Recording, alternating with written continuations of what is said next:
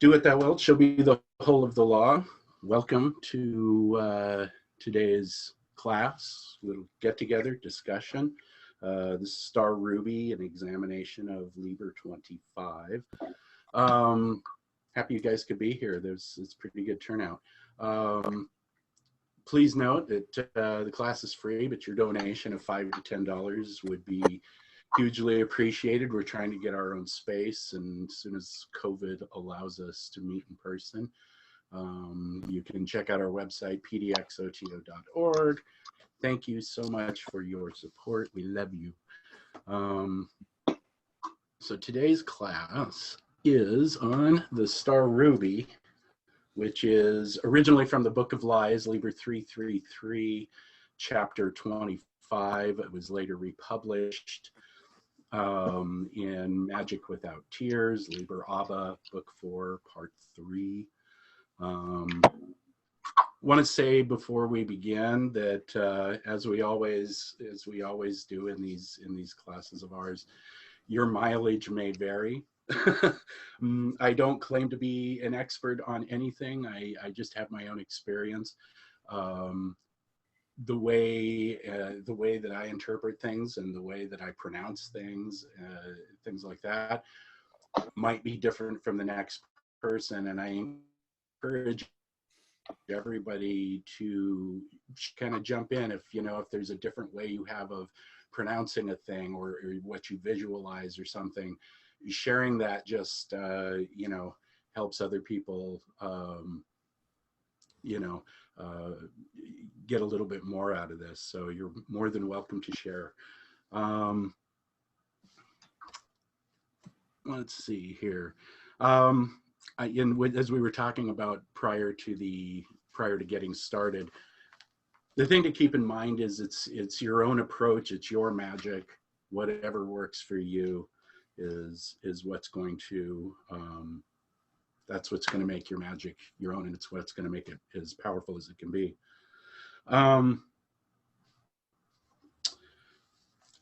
plan today to kind of go over some of the symbolism. I'm just going to kind of walk through the ritual. I'm going to talk about some of the Greek words and what they mean, some of the visualizations, and then really, kind of get into just the practice of it.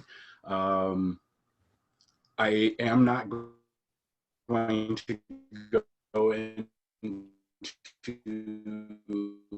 the Kabbalah, the Greek terms, but I encourage you to look into that. Unfortunately, 777, that's only Hebrew, so you'll need to look into the Greek Kabbalah.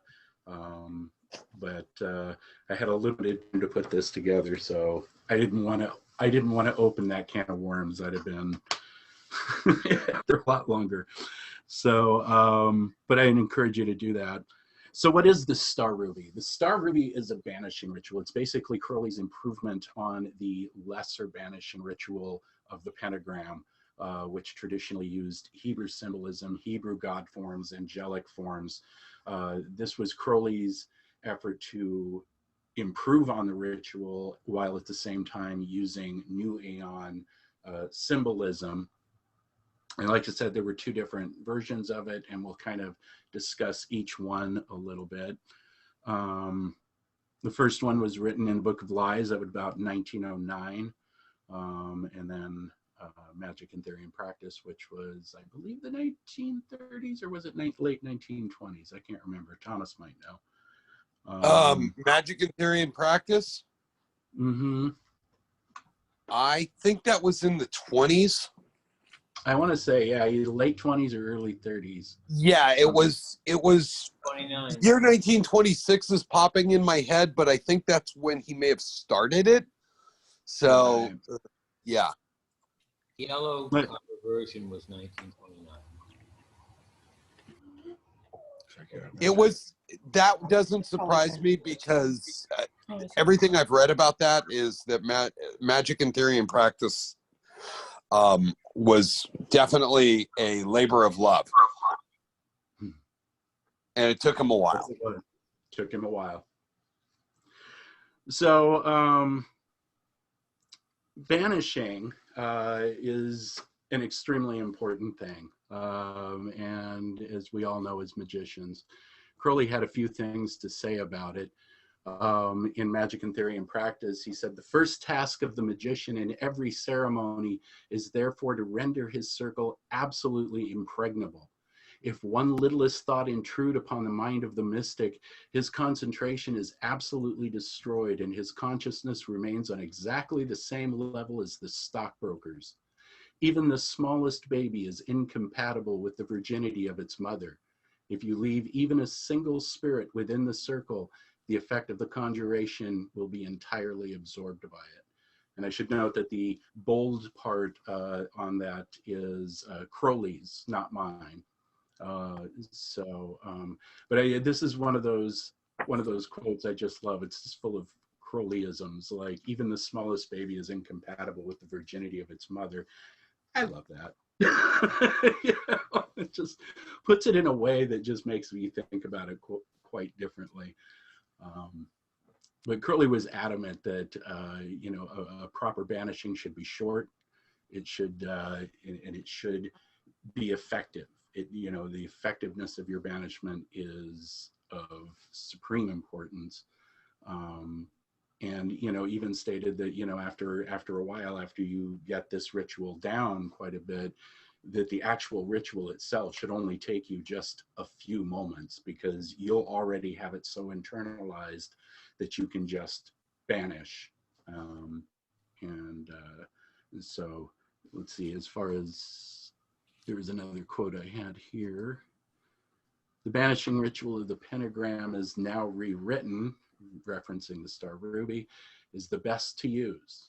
Only the 4 elements are specifically mentioned, but these 4 elements contain the planets and the signs. The 4 elements are tetragrammaton, and tetragrammaton is the universe. This special precaution is, however, necessary. Make exceedingly sure that the ceremony of banishing is effective. Be alert and on your guard. Watch before you pray. The feeling of success in banishing once acquired is unmistakable. And I think any magician can attest to that.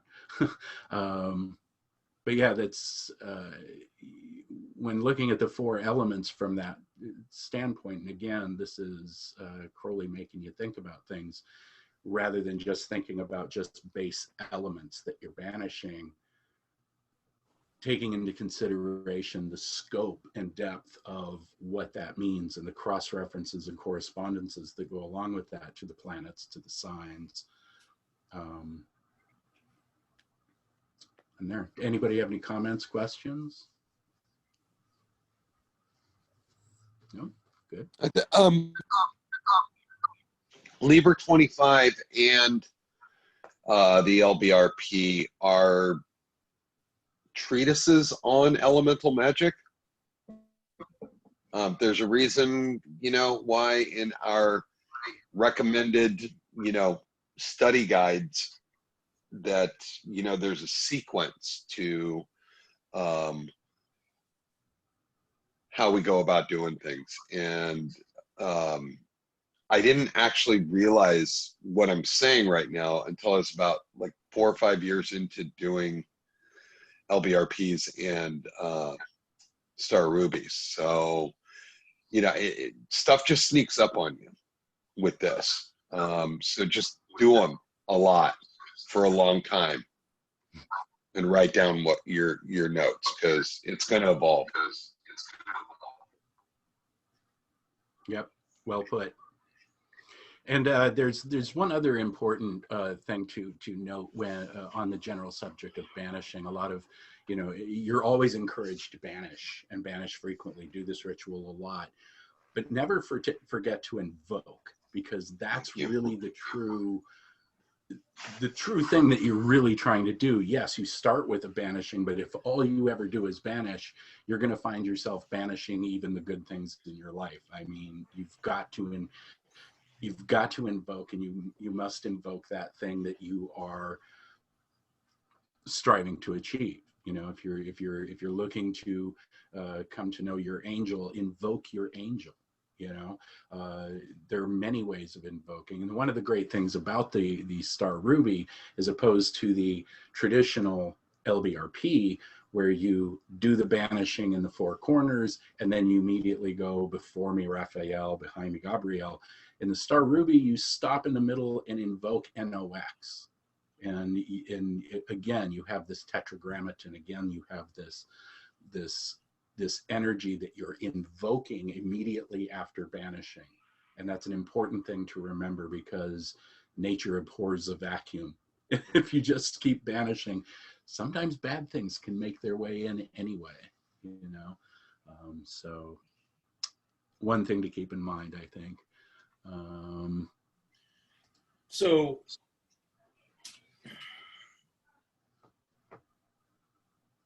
Steve, yes. so as a newbie, I mean, I've had experiences in banishing where there's been this rush of power that came in at the end of a banishing. Is that what Crowley is referring to as this unmistakable sense of a successful banishing? I would say so, very much. Like I said, like he puts it, you know it when it happens, and it's true of anything in magic. You know, we were talking about the signs, and in particular the sign of Horparkrot. I have these two images. I mean, one of them is an early Golden Dawn or AA picture. Comes from one of the earlier Crowley books. But again, you can see the person using their right hand. Same thing with the image of Horparkrot in this image. And again, that's basically based on the principal signs of Egypt. Like I mentioned prior, this sign of silence is usually the index finger up to the lips. However, there are those who have used the thumb in front of the lips, again, symbolizing the babe Horus suckling the thumb. Either way is appropriate, whatever works for you, whatever resonates with you is appropriate. So of the signs given in this ritual, this one is the first. Let me see if I can. Steve, can you comment Yes. on, there is a plurality of names associated with that first sign. I was wondering if you could maybe speak to that. As far as the sign of Horparkrot, the sign of silence. What's that? Right, the sign of silence. You've got Horparkrot, the sign of silence, sign of the Emperor, I believe. Or is that no? I'm coming up on the sign of the Emperor. Okay. So the sign of Horparkrot is I mean, and silence is a passive sign, and that's one of the aspects. It's the god Horpark Heru-Ra-Ha is the twofold essence of Horus, which is Horparkrot and Ra-Horquit. Ra-Horquit being the active, Horparkrot being the passive. And therefore, on our next one, we have the sign of the Emperor, which is the sign of Horus, Ra-Horquit. This is maybe done in a couple of ways. The one that you're looking at on the left is the way that most magicians will do it, and that's with the left leg or the left foot just forward a bit. You're bent at the waist. You're doing a Superman pose kind of a thing. You're out like this, and it's generally done with that motion. So as you give the sign of the Emperor, you're doing like this. The other method, which is you don't see nearly as much, but it is also a viable aspect or viable way of doing the sign of the Emperor, is more stationary. Again, the left foot is forward, but you are upright. Your hands forward as though you're cupping something. You're in a V shape. And this is also considered the sign of the Emperor. Again, whatever resonates with you for whatever reason, go with that. The next on our signs are the signs of NOX, and this is given after going around and banishing in the quarters. I believe this is Constance Duquette. Am I correct on that, Thomas? Do you know? Not clear, but you're the book expert, so. I believe so. I believe so. I yanked this image off the internet, but I'm pretty sure this is Lon Duquette's wife. Oh yeah, no, now, okay, you are correct, that is Constance. I'm sorry. I didn't, yeah, okay. Yes, that's Constance. Constance of the Well, yes. So, and this one is kind of interesting because, you know, you've got a fourfold sign, and this is an invocation. And the way it's given here, now the order that you do these signs in, it varies from magician to magician, and again, it's up to you. I've done it in a variety of different ways. You know, starting with, you know, the father, the mother, the son, the daughter, and in a way of working down the tree of life. I've seen it done the other way, in the other order. You could also do it in the order of NOX, which would be NOX, and then finishing, you know, something like that. But whichever order you do, there is no way that is, this is the correct way, that way is the wrong way, again. But these signs, you should, you know, at least understand what they are. And with pure, you know, you've got, again, like I showed a little bit earlier, principal sign of one of the gods of Egypt. Of course, he's kneeling, so his arms upraised, but it's very much that same type of thing. It is a generative sign, you know, the thumb out like this. It's, you know, rather obvious, you know, penis, and you stand like this. This is the son, you know, the daughter, and this is tetragrammaton. You have down at the bottom right, you have yod. Moving to the bottom left, you have hey. Moving up, you have vav, and over to the top right, you have the final hey. Just another way of giving those signs. So again, some people will also do the sign of Isis rejoicing, which is the 5th NOX sign. It's not pictured here, but it's essentially arms held as though you were holding a babe to your breast. And that's the 5th sign. Some people use that during the Star Ruby, others don't. And again, personal preference. Let's see here. And so getting to next question. It's all the Greek. So I'm going to kind of go over some of this to the best of the best of how I understand it. Again, I'll just say it right out. I don't speak Greek, so I'm not going to tell you that the way I'm pronouncing it is the way it's pronounced. There are some who tend to go with a more classical Greek pronunciation, some who prefer modern Greek, which is very different sounding. And again, as we've been saying, whatever works for you, your mileage may vary. Some of you may pronounce some of these words differently, and you're welcome to pop in and pronounce them the way that you do, just to kind of give us a variation as we go. So I'll just kind of run through some of the Greek that is in this ritual. In the beginning, as you heard Thomas saying earlier, apopantos kakodaimanos, which basically means away every evil spirit. And it's done as a cry at the beginning and at the end of the ritual. And again, it's just like, ooh, get away, kind of a thing. And to a lot of magicians, just doing this alone is a banishing, and can be a very quick banishing when one is needed just right away. Oftentimes doing this cry can be considered a very effective banishing.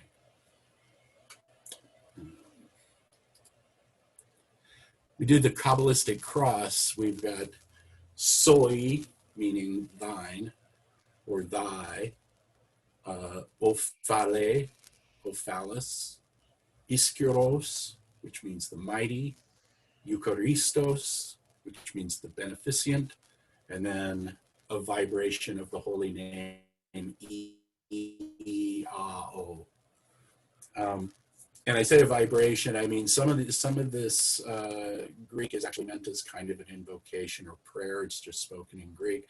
Other words like Iao are always more effective when vibrated, and different people have different ways of vibrating.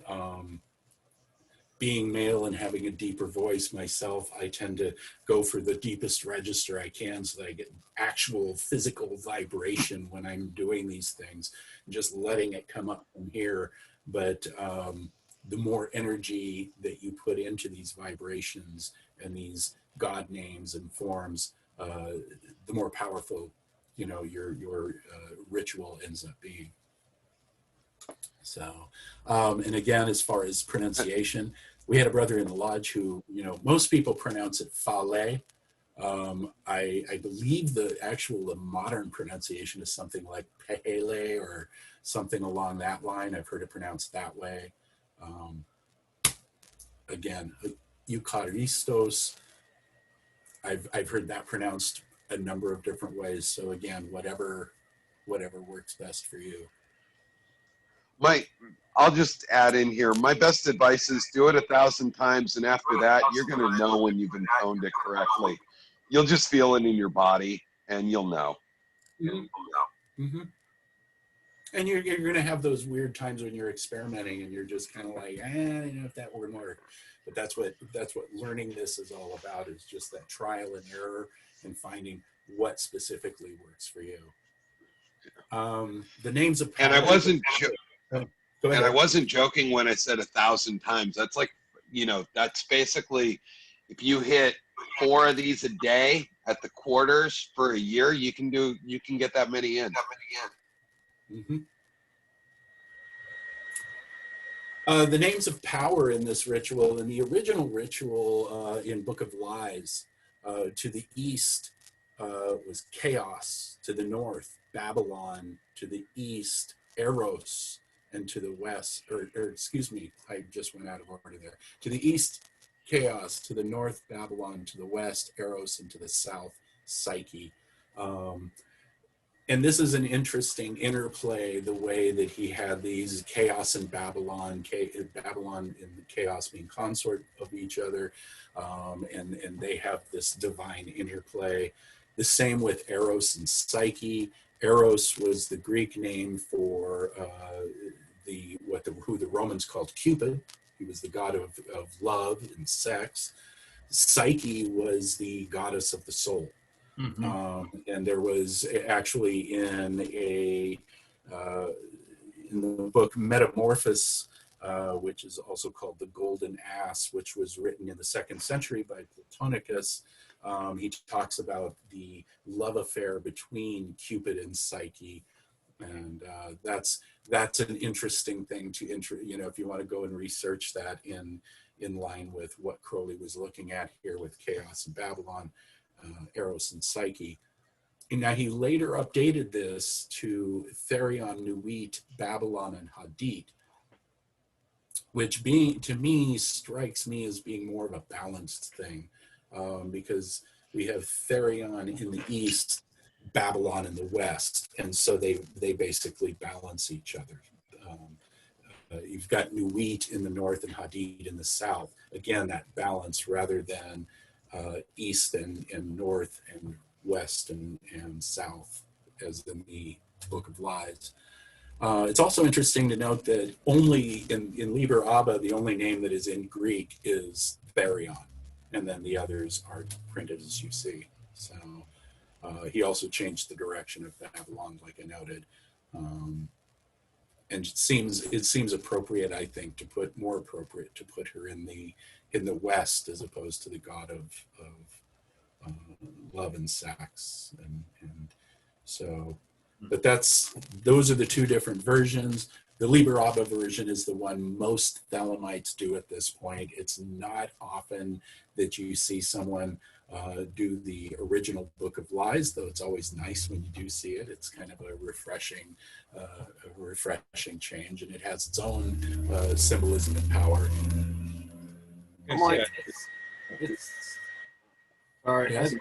It's interesting that the characters in the Book of Lies reminds me of Russian to some extent. Some of the characters and some of the way they seem to be pronounced. Yeah. So that's interesting. Yeah, I'm sure there's a little bit of a relation between Cyrillic and Greek, but yeah. I just want to give some praise for Book of Lies as being the best nightstand companion that anyone could ever have. Mm-hmm. It strikes me, you know, again, because I keep seeing from my background so many parallels with Crowley and Jung, and you know, the tale of Psyche and Eros is actually very prominent in Jungian thought. Mm-hmm. So it's interesting to me to see that he used them in the earlier version. I mean, I have to admit, it's a little sad for me to see that they went away.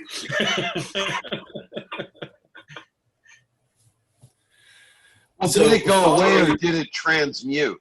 You know, yeah, I mean, there you go. Nothing really goes away. Right. You know, I mean, like that's the whole thing is like, you know, you can change the dialogue to a Thelemic one, Mm-hmm. but on your subconscious level, you know, once you know this ritual in and out, I mean, your brain is calling all of it in. Sure. Yeah. You know, we haven't, you know.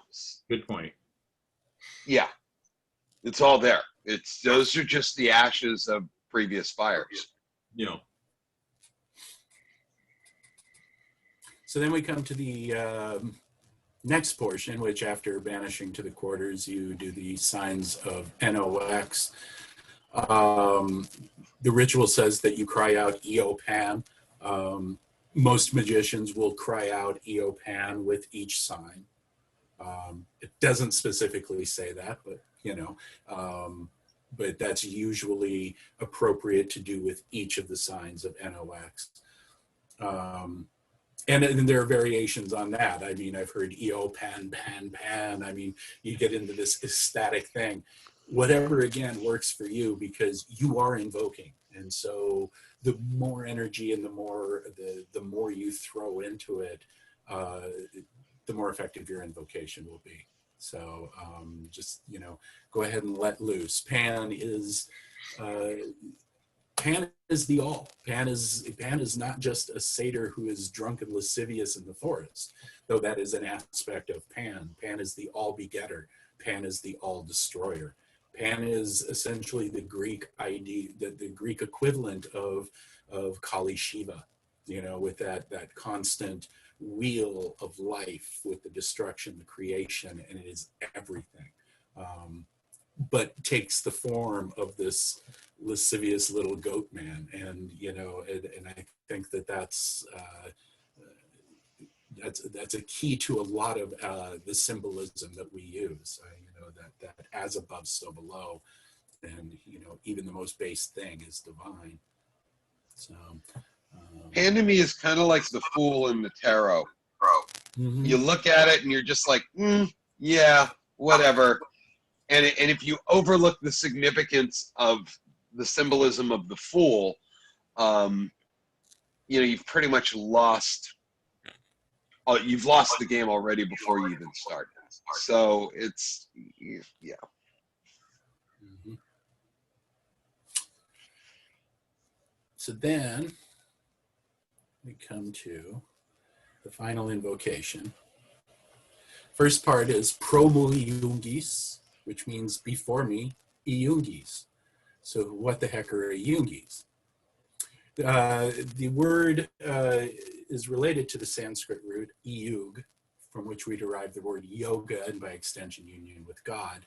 Iungis, singular Iunks, are the first of the 4 Neoplatonic divine principles that are invoked at this point in the ritual.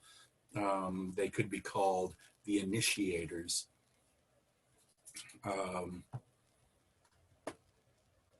And they are, again, before you. So as you're standing, when you're doing this ritual, when you're doing any of these rituals, you are essentially, on the tree of life, you're standing before Tiferet.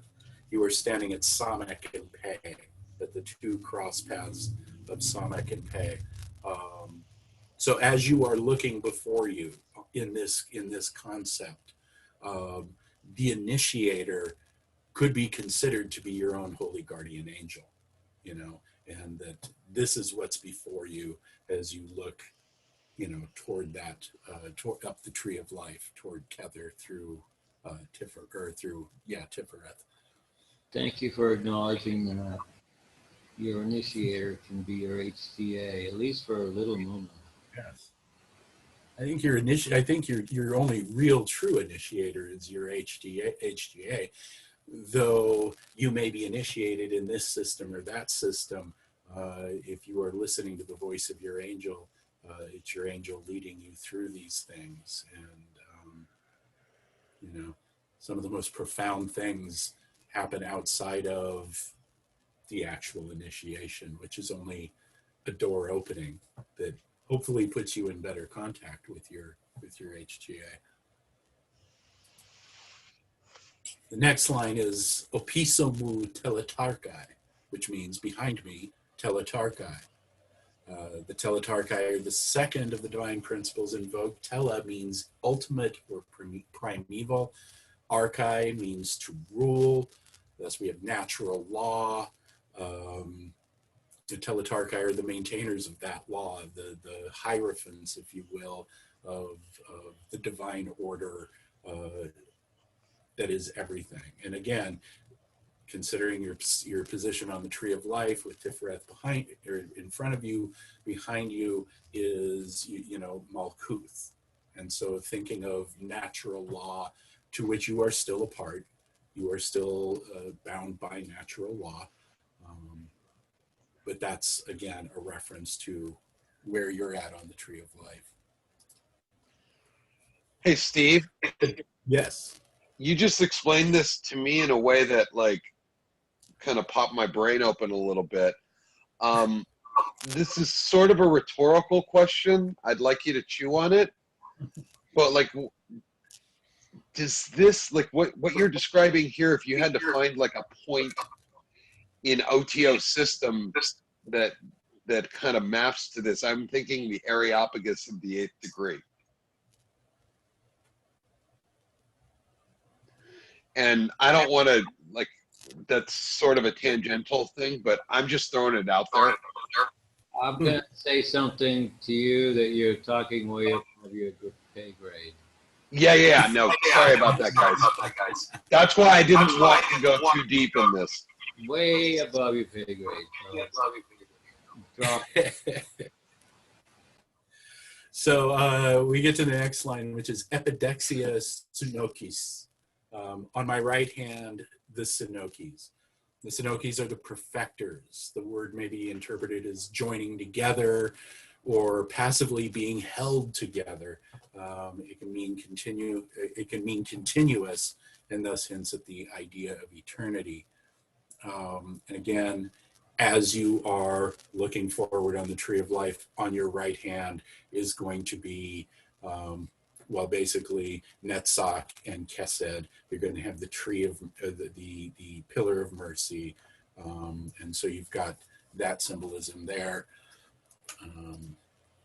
And then we get to, on my left hand, the daimones.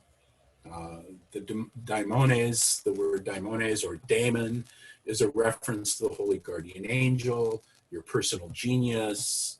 In Greece, daimones were often referred to, or were a name often used to refer to people who had their genius or who had achieved high levels of adeptship. And they are called the executors, essentially the doers. And again, you know, here you have Gabora and Hod on the tree of severity, on the pillar of severity. bringing balance to this. Daemon does not, of course, mean demon. That was a perversion of that, but is considered to be a beneficial spirit, your higher self, holy guardian angel. And then we get to this little part right here. This is easy, right? Legigar perimuo hasterton pente, cayente stelehio esterton existani, or something like that. Again, your mileage may vary. For about me flames the star of 5, and in the pillar stands the star of 6. And again, the more you kind of understand at least what these words mean, and and I encourage you all to do further research. You can turn up a whole lot more, look into the gematria going on with the Greek letters, and you can really flesh this out. But at this point in the ritual, you should be visualizing, the flame, the pentagrams that you just sent out about you, and the star of 6 in a pillar about you, and you should be able to visualize this and work on visualizing that as clearly as you can.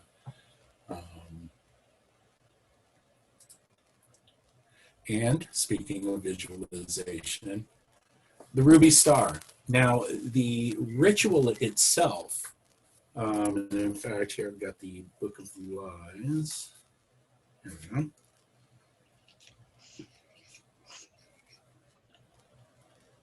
Let me see, where is it? Imagine strongly a pentagram, a right in thy forehead. So this would suggest that the pentagram on the left would be what we're looking at as far as a right ruby star. However, I also know that there are many who prefer to picture the star on the right, which is the averse ruby star. Again, whatever floats your boat, whatever works for you, whatever gives you the visualization you need. And each would be appropriate in different circumstances too, depending on what it is that you're doing. But in the traditional LBRP, oftentimes you are instructed to visualize, say, for example, in the East, like a flaming yellow pentagram, or in the North, maybe a black pentagram or indigo, and similar around the circle. With the star ruby, it's generally speaking, and again, others may disagree, others may do it differently, but generally from what I've understood from people, you're picturing a ruby red star and sending that out into all 4 quarters. Any thoughts or ideas on that before we move on? Okay. I was thinking the previous stuff, it's interesting for me to try to read it out like loud in Russian and then try to see their English translation, because it reads slightly differently. You try to, because it seems some of the words are like really close to Russian, so that's really interesting. I'd encourage you to look into that some more. Maybe you may turn something up there. And these rituals are rather adaptive too. I mean, once you really start getting into them, you can you can start playing with them, and I'll talk about that a little bit more in just a bit.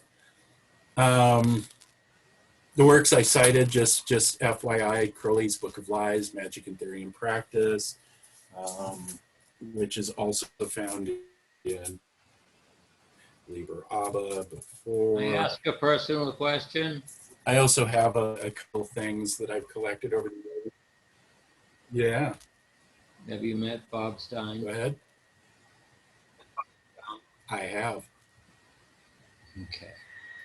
Yeah. Bob's a amazing, hoot and a half. Amazing.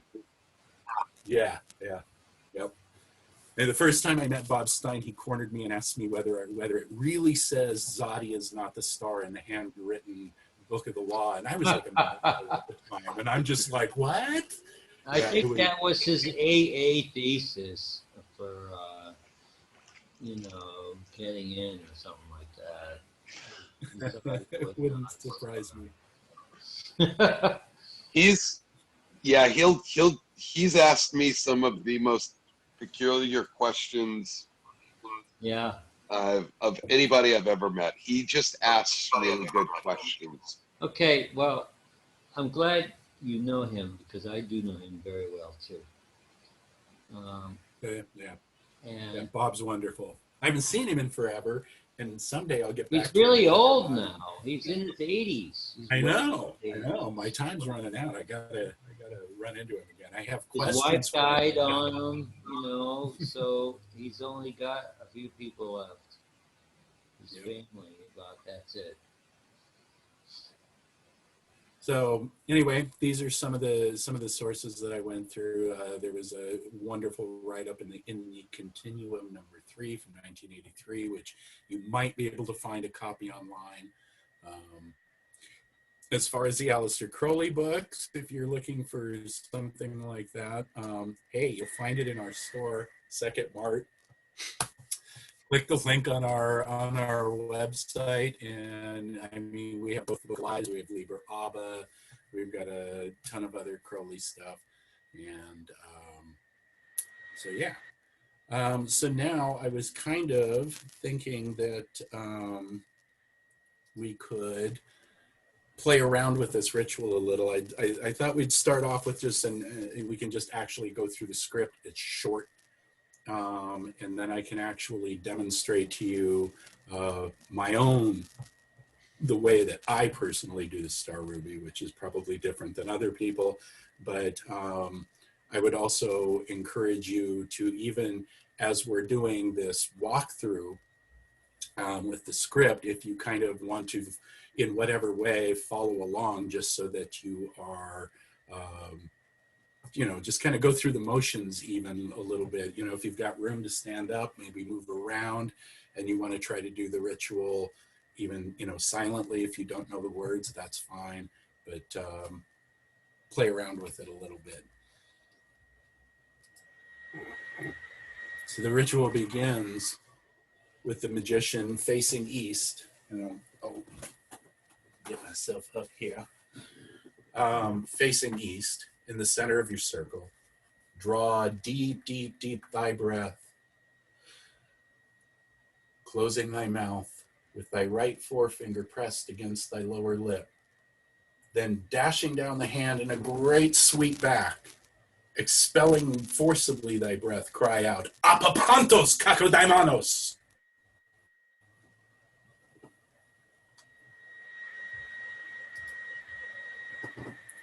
With the same forefinger, touch thy forehead and say, Soy. Thy member and say, Ophale. Thy right shoulder and say, Iskouros. Thy left shoulder and say, Eucharistos. Then clasp thy hands, locking thy fingers, and cry,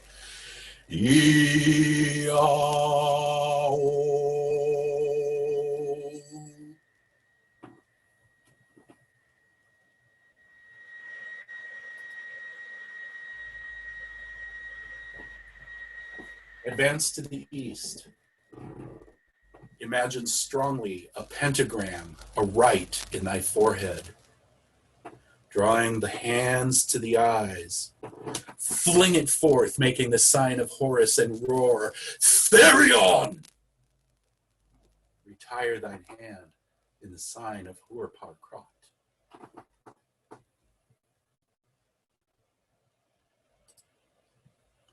Go round to the north and repeat, but say, Nuit.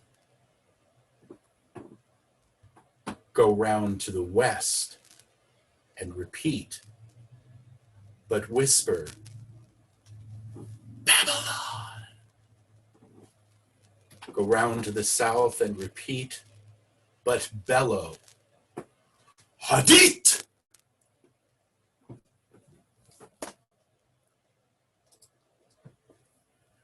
Completing the circle widdershins, retire to the center and raise thy voice in paean with these words, Eo Pan, and the signs of NOx.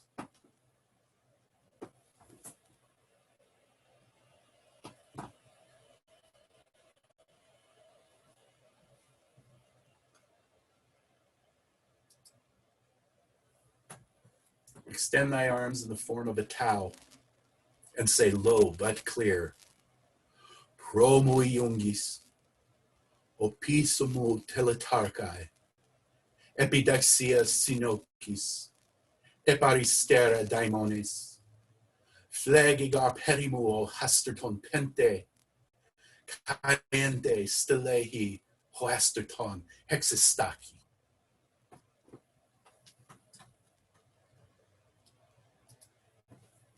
Repeat the Kabbalistic cross as above, as thou didst begin. Soy ophale iskaros eucharistos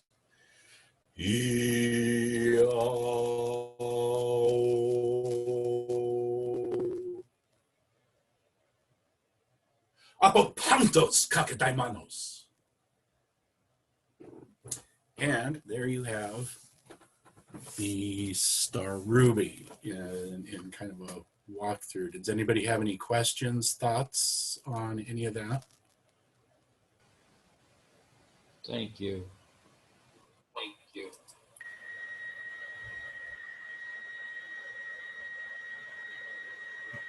That was awesome, You guys Steve. able- Thanks.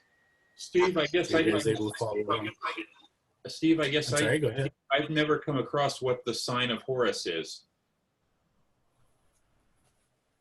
And that's the sign of Horus would be the sign of the Emperor. Oh, okay. Or one like that. That's Okay. the sign of Horus. Okay. I hadn't heard called So, that. Thank you. Now, I mentioned earlier the Kabbalistic cross.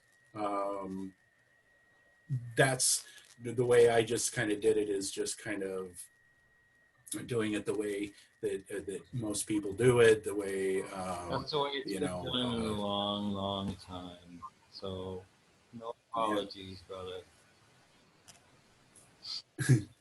So I have a different way of doing the Kabbalistic cross itself, and it's just, for me, it's a matter of visualization and becoming essentially a cross of light. And instead of using just one hand here and like this, I'm basically bringing my hands together above my head and bringing the light down. Soy ophale iskaros eucharistos iao, and like that. And it's just, again, that's just a different way, but the only reason I show you that is basically to encourage you to play with this. There is no, this is the way it's done and that way is wrong or whatever. Make it yours. Understand what you're doing and why you're doing it. And that's basically the best advice I can give on that. But Crowley introduced us to it in his own way. So, Steve, Yes. I had a question on when you were saying that you're standing at Pe, like as if you were looking at the tree of life. Mhm. The Gnostic Mass, is that it's almost set up like the tree of life as well, right? And in a certain It's not almost set up like the tree of life. It is set up like the tree of life. Yes. So I The tomb noticed- is Malkuth. The font is Yesod. The altar, the deacon's altar, the fire altar is Tifereth. And then, of course, the stele of revealing, which sits above the priestess on the altar, is Kether. And then, of course, we have the two pillars, white and dark, which are Kokma and Binah. Yeah, the entire temple is the tree of life. And Yeah, so it's like, going into it and watching a Gnostic Mass and understanding that symbolism helps you get a little bit more out of the Mass. yeah, well, and they really want to like nail home that tree of life. I've noticed in a few different of the rituals. Well, these are Kabbalistic rituals, and the tree of life is a Kabbalistic glyph. And whether or not you have this profound, deep understanding, and you can rattle off the correspondences off the top of your head, or whether your understanding is really basic and you kind of have an idea, the more of an understanding you have of the tree of life, the better you will understand the symbolism in Crowley's rituals, particularly because that's the language he spoke. And so if you learn that language, you'll get more out of his rituals. And it can be cumbersome learning the language of the Kabbalah. It's definitely a challenge. It takes a lot of study, but it's worth it in the end. And everything fits into this system. So.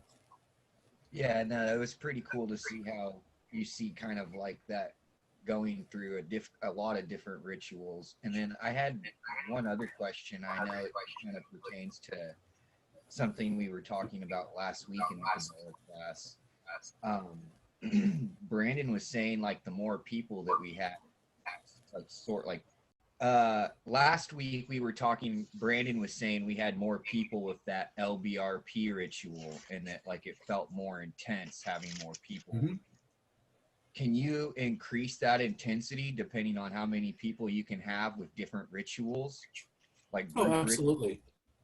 I mean, if you're working together in sync with each other, I don't think that there's it only adds power to that. But again, it requires being in sync with each other. Sometimes solitary or two people rituals can be, really powerful because those people can focus. You can focus your energy better. But we've done some amazing group rituals at Sekhet-Maat and that actually, it was doing that kind of a thing. And even group banishings. We have done group star rubies and things like that. And, it's really kind of a neat experience. So certainly. I was going to suggest like being a soul practitioner most of my life that you could experiment with setting up energy points that are kind of, taking in energy or moving energy around or doing whatever in whatever shape you really desire to do that with. It gets a little bit more complicated if you have to continuously focus on them, but I have played around with that. That can get interesting. So. Energy points. So, Steve, sometimes, so the times that I've seen the Star Ruby, most often has been one person. But I've usually seen like body and foot positions associated with the NOx signs. So is that just a personal addition? I'm sorry. So the times that I have seen the Star Ruby performed, right? Most often it's been one person, but I've usually seen like body and foot positions associated with the signs and with the NOx signs. So those are just personal additions. Those are not actually part of it. I'm not really I'm not really different body positions. So like different ways of doing the signs. No, like a foot raised and like standing, like the rest of the body positioned in different ways, like a foot raised off the ground in different positions and such, while giving. Nick, that sounds like an embellishment by the magician, which is totally doable. You'll often find if you go to the source material like we studied today, the rituals are really, really simple, and people, you know, add to them for either effectiveness, experiment, or, you know, they think it's cool. You know, there's so many different, you know, for every embellishment, there's a different reason, you know, and everybody maybe think of it in a different way too. So you got to be careful with that. Yeah. You know, does this In fact, cool I'll move give send you- somebody down a rabbit hole that doesn't exist? I was Nick. Are you asking like during Gnostic Mass in general? Like, No, just at some events we've seen that we've held where somebody's performed the Star Ruby, and I've seen them like in physical postures with their legs, and you know. I'd have to if we had like an actual like video, or we were at Right. the thing. And, Yeah. I think I know what he's talking about. Okay, so with the signs of Nox, and please correct me because I think I'm already confused. I've heard two different. Okay, between the Star Ruby and the Star Sapphire. Oh. There's two different. Oh, very good. Nox. And so with the foot raise, that's part of Sapphire. That's like the NON. You don't raise your foot in the Star Ruby. Yes. Yes. But you do Yeah, widen your. those are the signs of LVX, and I think that back. Yeah, that's very good, Wendy. Oh, thanks. You know, Nice catch. And then there is a lifting of the leg with the sign of the Okay. morning of Isis, sign of Apophis and Typhon, Okay. sign of That's my confusion. Okay. Thank I you. think that's maybe what. And yes, in the Star Sapphire, you do Okay. both NOX and LVX. Oh, And okay. so, All right. So that's my confusion. Okay. Thank you. to elaborate a little bit too, we were talking about how you can play with this ritual. And I'll give you an example of something that I came up with a while back.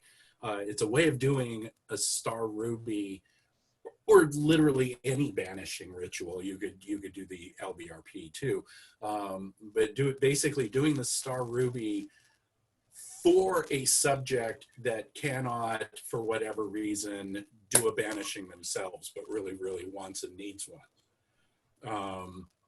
And it's essentially basically the same thing. And you sit down with the person and tell them to take all that anxiety that they're trying to banish and visualize it above their head in a glowing red star. And then as I call out the names, they're to see the star just little by little just vanish. And the way that I move around the circle, rather than starting in the east facing east, I start in the west facing east. So across the circle with the subject in the middle, and Therion, and then move around to the south, but facing north, Nuit, Babylon, Hadit, and on the final Hadit, they're instructed to just see the thing vanish, and then do the signs of NOX and do that. And I've actually had some interesting luck with this, doing this with somebody, and kind of meant to do an example at the lodge, and then we got shut down. So, but success, failure, whatever. Success is your proof, I guess. But the bottom line is, you can take these rituals and tweak them here, and put something up there and do this. Make them your own. As long as you know why you're doing what you're doing, it's your magic. And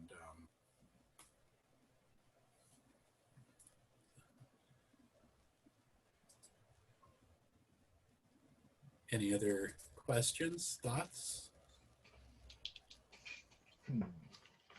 Thank you. That was pretty cool.